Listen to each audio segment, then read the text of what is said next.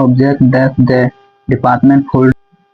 Mummy एगो mobile ले देना, ऑनलाइन क्लास कर लेबा, गुरुजी कहलन कि ऑनलाइन क्लास कैली। बेटा पैसा तो न खोले के ले दो तो मन से पड़ी है। ठीक है मम्मी ले दिए। वाह मजा आता है। चाची ला मोबाइल लान देली माँ आवा एने। ठीक बा बाबू, बेटा पढ़ लिख के नौकरी ले ली तो दे दे तोर पैसा। ठीक है बा। इले बेटा कर्जा खोज के ही न ले, बढ़िया से पढ़ी है। हाँ मम्मी बढ़िया से पढ़वाऊ। इतनी खुशी हुई। और साला बढ़िया मोबाइल बा, मम्मी के तो बुड़बक बना देली। और तो रील्स देखे में मजा आता ही। का करत है बेटा? पढ़ा थी मम्मी।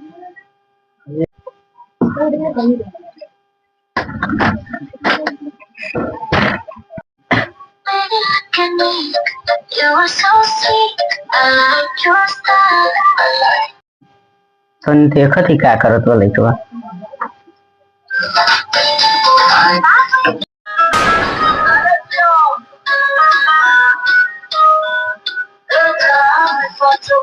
ये पढ़ा थे तू?